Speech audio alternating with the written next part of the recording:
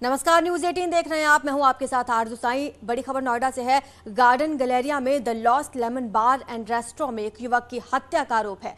खबर यह है कि बीती रात शराब पीने के बाद एक युवक की बार मालिक से पैसों के लेन देन में झड़प हो गई, जिसके बाद आरोप यह है कि मॉल में मौजूद बाउंसर ने युवक की जमकर पिटाई कर दी, जिसके बाद इलाज के दौरान युवक की मौत हो गई। फिलहाल पुलिस ने युवक के शव को पोस्टमार्टम के लिए भेज दिया है और इस पूरे मामले की जांच तेज कर दी गई है। गार्डन गैलेरिया मॉल से यह खबर है, जहां पर एक युवक के साथ मारपीट की देर रात बाउंसर ने और शख्स ने इलाज के दौरान दम तोड़ दिया। नोएडा के एक मॉल में मर्डर से सनसनी है। गार्डन गैलेरिया मॉल में युवक की मौत हो गई। सीसीटीवी फुटेज हालांकि पुलिस के हाथ लग गए हैं और पुलिस उनकी जांच पड़ताल कर रही है। नोएडा में एक सनसनीखेज मामला सामने आया जब देर रात बार रेस्टोरेंट में एक युवक की पीट कर हत्या कर दी। आपको बता दें, ये मामला नोएडा के सेक्टर 18 के गार्डन गैलेरिया मॉल का है। ये वही लॉस्ट लेमन रेस्टो बार है जहां पर देर रात युवक की पीट कर हत्या कर दी जाती है। आपको बता दें कि युवक अपने ऑफिस के कर्मचारियों के साथ यहां पर पार्टी में शिरकत करता है और उस दौरान जब पैसे की लेन देन की बात आती है तो यही इसी लॉस्ट लेमन रेस्टोरेंट बार के कुछ कर्मचारी और बाउंसर्स ने युवक को पीट कर मार डाला, जिसके बाद से पुलिस की कार्यप्रणाली पर भी सवाल उठ रहा है। जाहिर तौर पे अगर ये मामला समय रहते पुलिस के पास पहुंच जाता तो समझौता हो गया होता और युवक को अपनी जान नहीं गंवानी पड़ती। इसके अलावा भी अब हम आपको दिखाना चाहेंगे, ये गार्डन गैलेरिया जो मॉल है, इस मॉल में ज्यादातर बात करें तो यहाँ पर सिर्फ और सिर्फ रेस्टो बार्स हैं और रेस्टो बार की वजह से यहाँ पर बाउंसर्स की जो संख्या है वो अत्यधिक है। ऐसे में बाउंसर जो है वो कहीं ना कहीं मनमानी करते हैं, गुंडागर्दी करते हैं और ये जो मारपीट की घटनाएं हैं जीआईपी मॉल के गार्डन गैलेरिया मॉल में, ये आम हो चली है और अब इस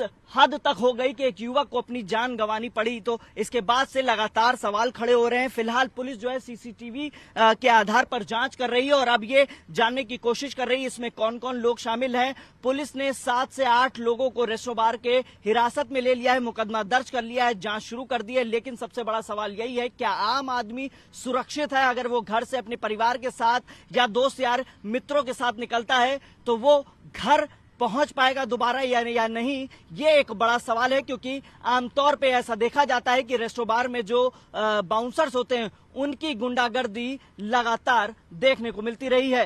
कैमरामैन योगिंदर के साथ हिमांशु शुक्ला, न्यूज 18 नोएडा। देखिए, सेक्टर 39 थाना क्षेत्र अंतर्गत गार्डन गैलेरिया मॉल है। उस मॉल में एक बार है जिसका नाम लॉस्ट लेमन है। वहाँ पे कल रात्रि कुछ लोग पार्टी करने गए थे। लगभग 11 बजे के आसपास पार्टी करने वालों और जो रेस्टोरेंट के स्टाफ थे उनके बीच में पैसे के लेन देन को लेकर के मारपीट हुई, झगड़ा हुआ और उसके बाद उसमें से उस मारपीट में एक व्यक्ति को गंभीर चोट लगी। उसको वहाँ से उनके साथियों ने तत्काल हॉस्पिटल लेकर के एडमिट कराया। वहाँ पे जब पूछे उसके बाद उनकी मौत हो गई। हम लोग को जानकारी मिली, हम लोगों ने इसमें तत्काल उसमें एफआईआर पंजीकृत की है और पंजीकृत करने के बाद उसमें जो बाहर के जो जितने लोग हैं सबको हम लोगों ने हिरासत में ले लिया है। हमारे पास सारा सीसीटीवी फुटेज है जिसमें 8 लोग आइडेंटिफाई हुए हैं और सभी के खिलाफ उसमें वैधानिक कार्रवाई की जा रही है।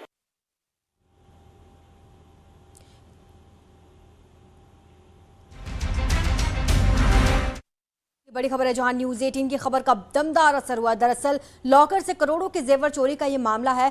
सभी ग्राहकों को अब बैंक ने आज बुलाया है, जहां उन्हें डिमांड ड्राफ्ट सौंप दिया जाएगा। 2 करोड़ 64 लाख का मुआवजा बैंक देगा। 11 ग्राहकों ने 3 करोड़ 78 लाख की चोरी का ये मुकदमा दर्ज कराया था। फेलखाना थाना क्षेत्र में सेंट्रल बैंक ऑफ इंडिया की कराची खाना शाखा का ये मामला है। न्यूज 18 ने जोरों शोरों से इस खबर को उठाया था और प्रमुखता से दिखाया था, जिसके बाद अब ये मुआवजा देने का ऐलान किया गया है। उन ग्राहकों को बुलाया गया है आज बैंक, उन्हें ड्राफ्ट आज सौंप दिया जाएगा। बैंक ग्राहकों को मुआवजा देगा। आपको बता दें कि 2 करोड़ से ज्यादा का मुआवजा बैंक देगा। कानपुर के कराची खाना शाखा से आपको यह खबर बता रहे हैं। 11 ग्राहकों को यह मुआवजा राशि दी जाएगी। न्यूज 18 ने लॉकर से जेवर चोरी की इस खबर को प्रमुखता से दिखाया था, जिसके बाद अब एक्शन भी लिया गया था और अब ये मुआवजा देने का ऐलान किया गया। मैं न्यूज 18 का बहुत बहुत धन्यवाद करती हूँ, क्योंकि जब मेरा लॉकर चोरी हुआ तो सबसे पहले वहाँ पे न्यूज 18 वहाँ मौजूद थे। जब मैं रोने लगी तो आपके जो मुझे पता नहीं है नाम, शायद अमित गंजू जी, तो वो वहाँ पे थे। उन्होंने हमारी पीड़ा को समझा, वो हमें थाने ले गए और वहाँ पे हमारी जो FIR सबसे पहले न्यूज़ 18 ने वहाँ प्रेशर बना के वहाँ पे लिखवाई। उसके बाद क्या कहते हैं, उसका असर ये हुआ कि डेली आप लोग हमसे कुछ ना कुछ अपडेट लेते रहे, कुछ ना कुछ हम लोग करते रहे। इसका असर ये हुआ पूरे देश भर में, ये आप लोगों ने, पूरी न्यूज़ 18 ने हमारी खबर को फैलाया और उसका असर ये हुआ कि बैंक के महाप्रबंधकों की आंखें खुली, तब जाके उन्होंने, और हमारे वैश्य महासंगठन के सिद्धार्थ काशीवार जी ने इतनी मेहनत करी, रातों दिन हमारे साथ लगे रहे। उसका नतीजा ये हुआ कि शनिवार को जाके बैंक महाप्रबंधन जागा और हम लोगों से एफिडेविट ली। हम लोगों का सामान तो बहुत ज़्यादा गया है, पर मिला हम लोगों को बहुत कम है, लेकिन फिर भी हम लोग संतुष्ट इसलिए है कि हम हर तरह से निराशा हाथ लग रही थी। सिर्फ न्यूज़ 18 ने और सिद्धार्थ काशीवर जी का जो महासंगठन है, उनके नेतृत्व में हम लोगों ने ये विजय हासिल की है।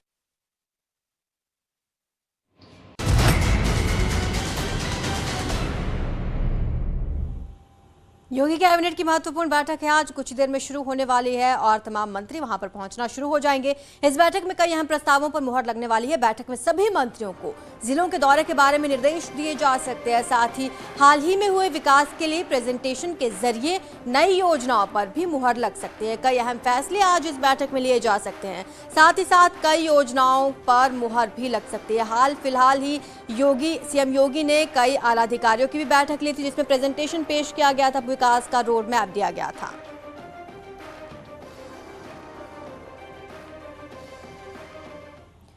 तो इस बैठक में किन महत्वपूर्ण प्रस्तावों पर चर्चा हो सकती है या मुहर लग सकती है, वो आपको बताएंगे। इस बैठक में पूर्वांचल एक्सप्रेस वे पर टोल टैक्स पर मुहर लग सकती है। ये बेहद अहम फैसला योगी कैबिनेट का आज हो सकता है।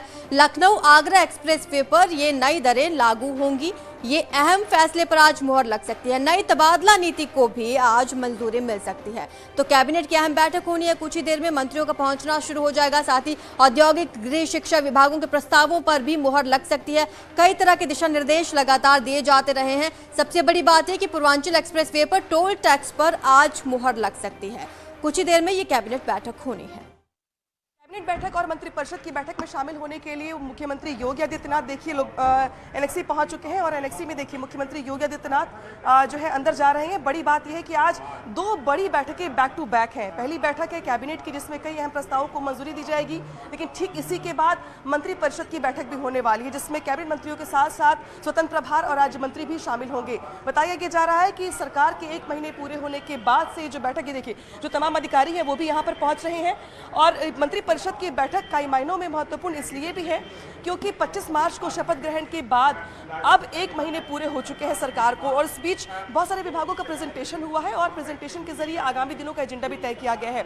ऐसे में बीते 1 महीने का अनुभव क्या कहता है मंत्रियों का, आगामी दिनों को लेकर के क्या एजेंडा है, 100 दिनों को लेकर, 6 महीने को लेकर, 1 साल को लेकर जिस तरीके से टारगेट दिया गया है, उसको लेकर मंत्रियों की ओर से क्या कामकाज किया जा रहा है और अब तक वो कितना आगे बढ़ पाए, इन सबको लेकर के आज सरकार के 1 महीने पूरे होने पर मंत्रिपरिषद की बैठक में मंत्रियों से बातचीत होगी और इसी के जरिए ये तैयार किया जाएगा कि आने वाले दिनों में सरकार का खाका क्या है योजनाओं को लेकर के। देखिए आप अब एक करके जो अधिकारी हैं वो भी पहुंच रहे हैं, तमाम मंत्री भी पहुंच रहे हैं, मुख्यमंत्री खुद पहुंच चुके हैं अंदर।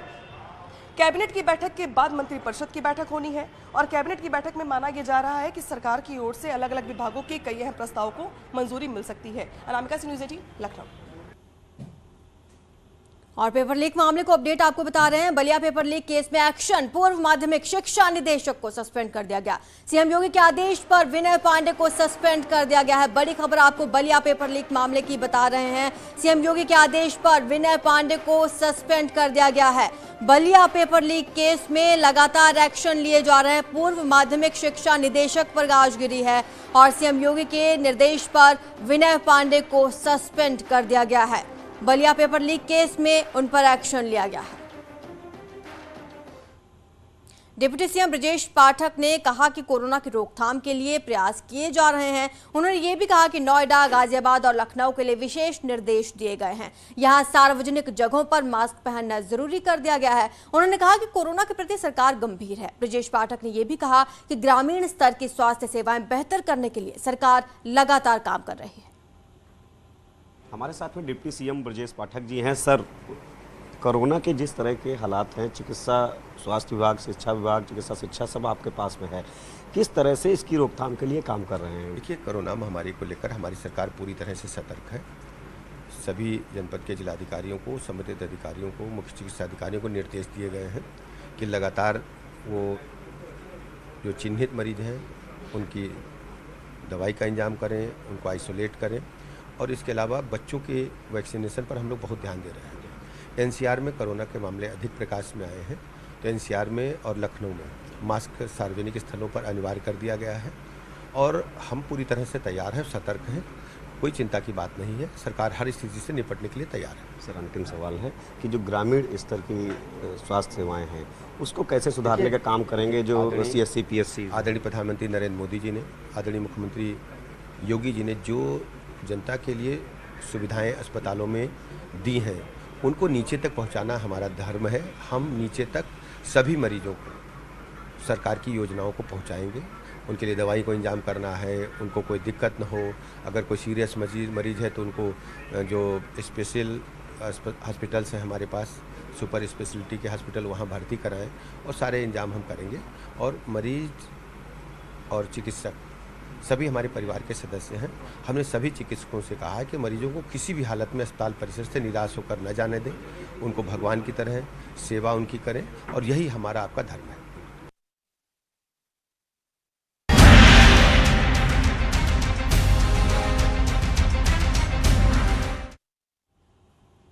खबर सोनभद्र से है, जहां पर एक ही मंडप में 3 पीढ़ियों की शादियां संपन्न हुई। इस सामूहिक विवाह में पोती से लेकर दादा दादी तक एक साथ 7 फेरे लिए गए। सोनभद्र के दुधी तहसील के दिघुल में पीढ़ियों के 6 जोड़ों की एक साथ शादी चर्चा का विषय बनी रही। दिलचस्प बात यह है कि इस ऐतिहासिक शादी समारोह के आयोजन के पीछे कोई और नहीं बल्कि उसी परिवार के एक बेटी की पहल है। तो आपको हम तस्वीरें भी दिखा रहे हैं। लगातार सोनभद्र में ये अनोखी शादी लगातार चर्चा का विषय बनी हुई है। पोती की पहल पर दरअसल 3 पीढ़ियों की शादी हुई। सोनभद्र में पोती पिता दादा की शादी हुई। शादी को मान्यता देने के लिए समारोह का आयोजन किया गया। एक ही मंडप में 3 पीढ़ियों की शादी हुई। अब आपको ये 3 तस्वीरें हम दिखा रहे हैं जिसमें पोती पिता और दादा की एक ही मंडप में शादी हुई। दरअसल परिवार में कई पीढ़ियों से हो रहे प्रेम विवाह को सामाजिक मान्यता नहीं मिलने के दंश को खत्म करने के लिए पोती ने सामूहिक शादी का फैसला किया। इस आयोजन को देखने के लिए गांव के लोगों के अलावा आसपास के गांव से भी भारी भीड़ उमड़ पड़ी।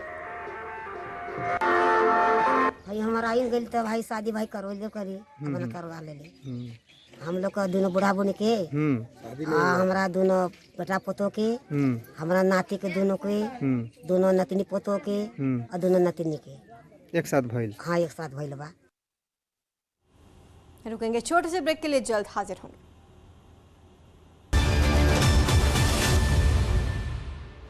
उत्तर प्रदेश के 2 प्रमुख शहरों में आग का तांडव देखने को मिला। नोएडा और गाजियाबाद में आग लगी। नोएडा के अघापुर गांव में झुग्गियों में भीषण आग लग गई। आशंका ये जताई जा रही है कि आग सिलेंडर ब्लास्ट के बाद लगी। सूचना के बाद मौके पर फायर ब्रिगेड की टीम भी पहुंची और आग पर काबू पाया।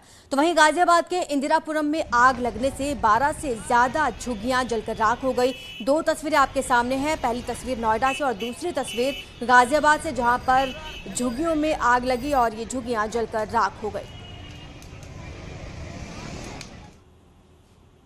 वहीं फतेहपुर के संगोलीपुर मोरंग खदान से अवैध खनन का वीडियो लगातार वायरल हो रहा है। वीडियो में देखा जा सकता है कि पट्टे धारक यमुना की जलधारा से मोरंग का अवैध खनन करवा रहे हैं। पोकलेन और जेसीबी जैसे भारी मशीनों का अवैध खनन में धड़ल्ले से इस्तेमाल किया जा रहा है। नियम के विरुद्ध मोरंग खनन का वीडियो सामने आने के बाद माइनिंग ऑफिसर ने आरोपी पट्टे धारक के खिलाफ जल्द कार्रवाई की बात कही। संगोलीपुर खदान माइंस की जांच अभी हाल ही में हमने की थी। इसमें जैसा वीडियो में दिखाया जा रहा है कि एक जगह माइनिंग हो रही है, वहाँ मौके पर माइनिंग पाया गया है। वो निजी भूमि है और निजी भूमि से माइनिंग करने के बाद जल स्तर आ गया है और उसमें भी माइनिंग हुई है। तो इसके लिए हम लोगों ने जाँच कर ली है, रिपोर्ट हम तैयार कर लिए हैं। अब रिपोर्ट भेज के हम लोग इस पर आवश्यक कार्रवाई करें। उधर गोरखपुर से बड़ी खबर आ रही है। यहाँ ट्रिपल मर्डर के आरोपी से पुलिस की मुठभेड़ हो गई। बताया जा रहा है कि आला कत्ल बरामदगी के लिए जब पुलिस उसे अपने साथ ले जा रही थी तो आरोपी ने पुलिस से असला छीनने और हमला करने की कोशिश की, जिसके बाद पुलिस के फायरिंग में आरोपी को गोली लगी है और उसे इलाज के लिए अस्पताल में भर्ती करा दिया गया। आरोपी ने बताया कि एक तरफा प्यार में नाकाम होने पर उसने ट्रिपल मर्डर किया था, जिसके बाद पुलिस ने उसे गिरफ्तार किया था।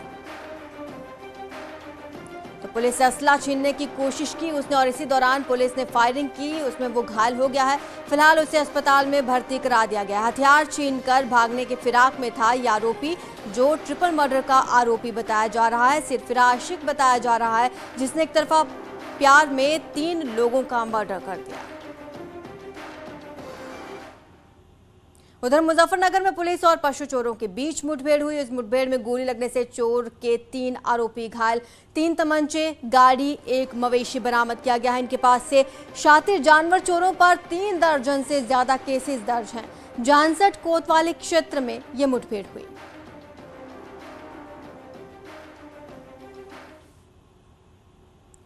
सहारनपुर से भी मुठभेड़ की खबर है, जहां पुलिस और गौ तस्करों के बीच मुठभेड़ हुई है। इस मुठभेड़ में 2 गौ तस्करों को गोली लगी, जिसके बाद पुलिस ने 4 अपराधियों को गिरफ्तार किया।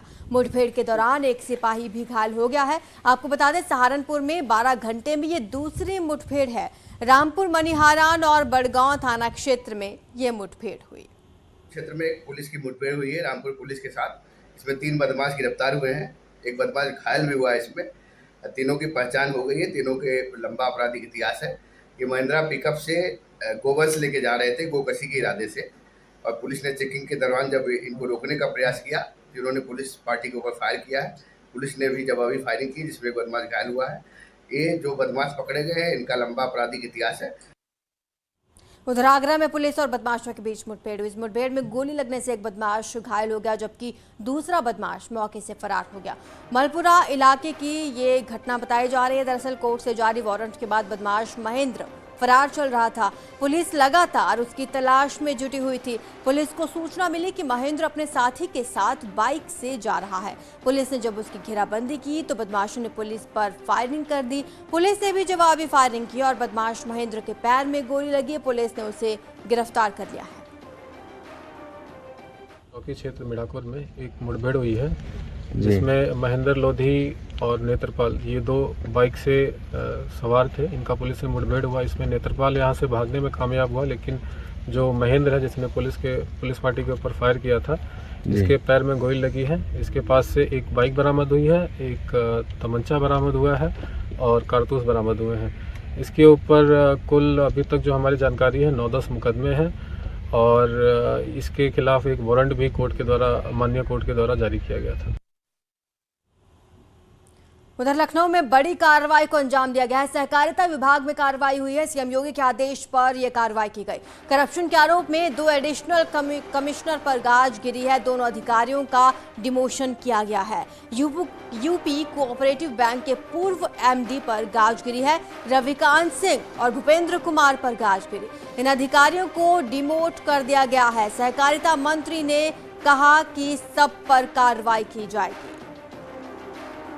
करप्शन का ये मामला बताया जा रहा है और कहना यही है कि सभी पर कार्रवाई होगी। सीएम योगी के आदेश पर यह बड़ा एक्शन लिया गया है। 2 एडिशनल कमिश्नर्स पर गाज गिरी है। दोनों पर करप्शन के आरोप लगे थे और इसी बीच ये बड़ी अपडेट आपको बता रहे हैं, इन अधिकारियों को अब डिमोट कर दिया गया है। और जेपीएस राठौर का यही कहना है कि सभी पर कार्रवाई की जाएगी, किसी को बख्शा नहीं जाएगा। सहकारिता विभाग में ये बड़ी कार्रवाई हुई है। सीएम योगी के आदेश पर बड़ा एक्शन लिया गया है।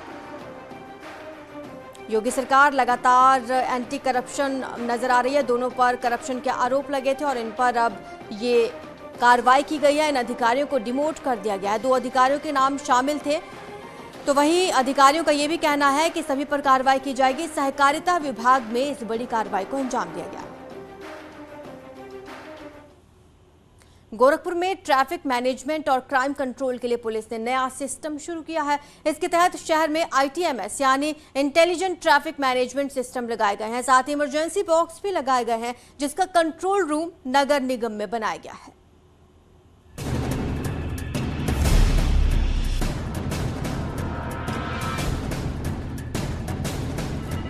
गोरखपुर के 21 चौराहों पर इसी तरह के बॉक्स लगाए गए हैं, जो संकट के वक्त जरूरतमंदों के मददगार साबित होंगे।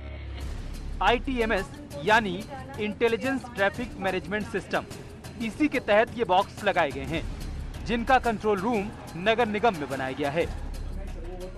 गोरखपुर के ट्रैफिक सिग्नल को सुचारू रूप से संचालित करने के लिए शहर के 21 चौराहों पर जो है ऑटोमेटिक सिग्नल लगाया गया है और नगर निगम के इस भवन में बने कंट्रोल रूम से इसकी मॉनिटरिंग की जा रही है, जहां पे अगर कोई भी व्यक्ति जो है रोड ट्रैफिक का वायलेशन करता है, रूल का वायलेशन करता है, तो उसके ऊपर यहीं से कार्रवाई हो जा रही है। अगर हेलमेट नहीं लगाया हुआ है तो चालान काट दिया जा रहा है। साथ ही यहां से रेड सिग्नल से लेके अगर कोई जेब्रा क्रॉसिंग पे खड़ा है तो उसको यहीं से एस्टिमेट भी किया जाता है कि आप पीछे आ जाइए, अदरवाइज आपका चालान काट दिया जाएगा। गोरखपुर में ट्रैफिक रूल तोड़ने वालों की निगरानी भी कंट्रोल रूम से ही लगातार की जा रही है। पुलिस की टीम ऐसे लोगों पर लगातार निगरानी रखती है जो ट्रैफिक के नियम फॉलो नहीं करते। आप सभी लोगों का चालान पीछे रहना शुरू किया। आप लोग अपनी गाड़ियां पीछे कीजिए, स्टॉप लाइन के पीछे आइए, गणेश चौराहा। मैंने कहा ना अब इसमें आप लोग ध्यान रखें कि स्टॉप लाइन से पहले ही रुकना है। स्टॉप लाइन के आगे आएंगे तो ऑटोमेटिकली आप लोगों का चालान हो जाएगा। ट्रैफिक मैनेजमेंट के साथ ही शहर में लगाए गए बॉक्स को लगाने का मकसद चौराहों पर कोई हादसा, लूट, छेड़खानी, मारपीट या दूसरी कोई समस्या होने पर कंट्रोल रूम से मदद मांगना है। महत्वपूर्ण बातें हैं कि शहर के 21 चौराहों पर जो है इमरजेंसी कॉल की सुविधा दी गई है कि अगर कोई व्यक्ति फंसा हुआ है और उसको रास्ता नहीं समझ में आ रहा है या उसको कोई जरूरत है तो वहीं पे बटन दबाए और उस। फिलहाल इतना ही, आप देखते रहिए News 18।